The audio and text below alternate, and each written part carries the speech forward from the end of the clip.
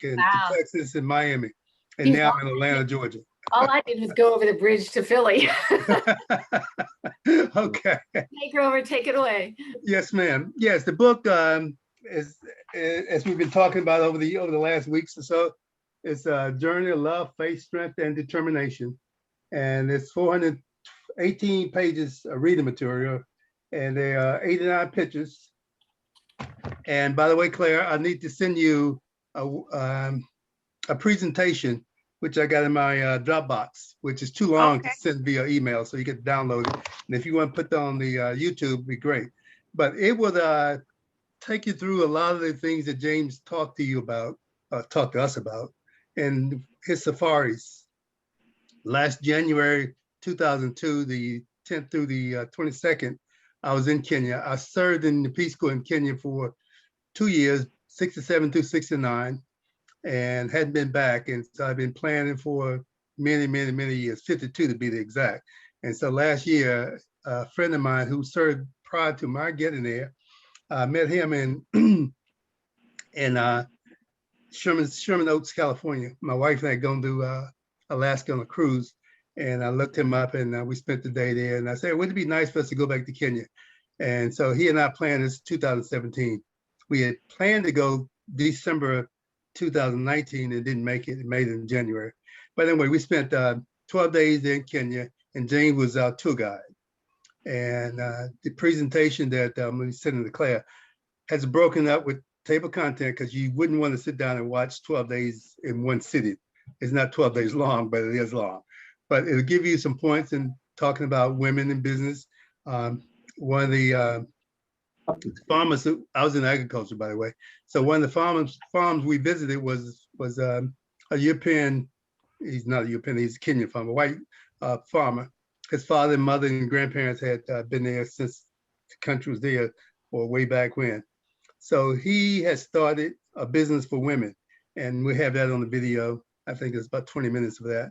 And they take you through, his mother taught them how to crochet, and they set up a business, and some of the things that they make, which are dolls, animals, and shoes out of crochet is in that video. But we also visit farms that we had worked on when we was Peace Corps volunteer, and that was our intent for going, to go back and visit some of the farms to see how they had progressed and what the status was today versus when we were there 50-something years ago. And we were pleasantly surprised. We met, which didn't exist when we were there, a female farmer. Her father was a prominent person there, not in government, but in business. And what he did, he bought some land and shared it with the farmer we met and her sister. Each has 700 acres each. They raise coffee and other products. And so we got to talk to her. She's in the picture. Met a German farmer. He was an engineer, and he was married to an African lady, but he grew wheat and grind it into flour and sold it in Nairobi. And he's a character. But it was definitely good seeing him. And we met some other African farmers who had switched from coffee to fruit. And very few has gone over to dairy, which is one of the areas I worked in when I was there. But James took us around there. We went up to Gorgo Crater, which is one of my favorite sites. I used to live right in front of the crater. And we got to see the area that we used to ride our motorcycles to and from on a daily basis. And I have one video was not a video, it's a picture of the land today. And I was looking through some pictures yesterday, and I had the land when we was there 52 years ago. 52 years ago, it was just plain farmland. Today is basically a suburb, all city, and the farmland is very little compared to when we were there. But overall, two of the James, by the way, I got to share a Christian message in a church. A friend of mine got his doctorate here in Atlanta, and he attended the same church I attended, First Baptist Church Atlanta. And pastor at the time who retired is Charles Stanley. But anyway, I started a ministry to support his mission when he went back home in 2011. And on a monthly basis, basically myself and another guy, and occasionally one of the guys going to seminary with him would provide support. And we gave him initially $700 a month, and that ran out quick. And then for the next probably 10 years, we gave him $200 a month, which is not enough to live off of. But, he was very grateful and accepted that. But I always wanted to buy him a vehicle because he had polio as a kid and he can't walk very far. One leg obviously shorter than the other one. The net it out is that he needed some transportation, and I got family, friends, and even my church to give some money. And when I went there, I sent him $17,500 to buy a vehicle. So he and his wife wanted me to go out with them to buy it, and of course I didn't want to do that. I wanted them to buy the vehicle. Didn't want my name associated with Grover, suggested or even bottom line. I said, you buy the vehicle, and they did. They bought a double wide truck, and they're very happy with it. And what I also did, another friend contributed some funds to me that I used to help him start a chicken business, which is what my mission was, at least intent all along. Chickens lay eggs, and they could sell the eggs and use the profits from the eggs to run the business. And part of the deal was that he was teaching and educating a lot of the kids who parents to AIDS or alcoholism or whatever the deal was, and they didn't have both parents or no parents. And so the idea was to start the chicken farm, to use the profit from that to help educate those kids. And he's done a pretty good job. We the first batch of chicken was 350 chicken. And now I was born on a farm, on farmland. And I know raising chicken, you don't necessarily have any control over which one lives and which one dies.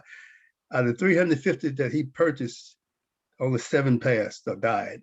So, which meant he had some good care and a lot of blessings. And he bought another 300 chickens, and then the pandemic had taken over. The country was closed down, and they could not, go out to sell the chickens or the eggs to the general public because in the pandemic everything was shut down. But you will see on this presentation that we put together all these situations, the church in the environment, as well as the farmland, the business with the women, and some of Nairobi.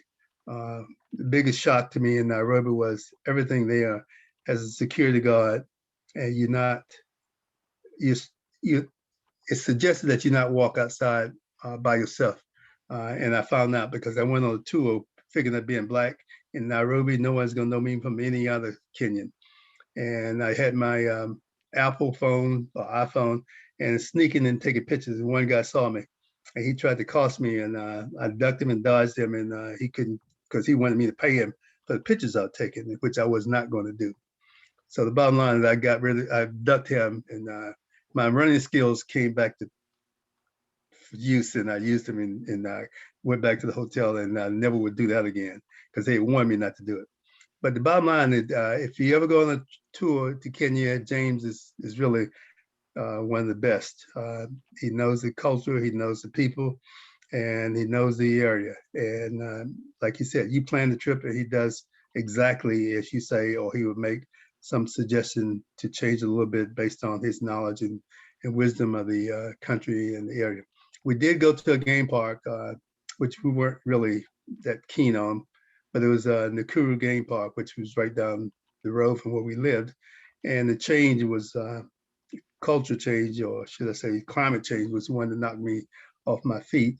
When we were there was millions of pink flamingos, and going back, there was none because the water level table had changed and the lake is much bigger than it was when we were there. And the habitat for the flamingos was no longer exist in Kenya. So at least in that location. So we didn't see any flamingos, but we did get to see lion. We got to see giraffes and other animals. But for the most part, the presentation is going to give you a better view of what tour in Kenya is all about, how you can structure a tour. But the book itself, I cover a lot more next time. And by the way, Claire, I don't know if I can share my website. I don't want to do it now, but next time I could take it through the website and show some of the pictures of previously and current of today in Kenya, and even my areas of lived in Georgia when I was born, the house I was born in, and funny story about the house. So I won't tell you about it, but you could probably see that on the website if you go to it. So that's about it for me. Thank you. All right, all right. Thank you. Al, that was pretty mighty, Grover. Thank you so much for that contribution.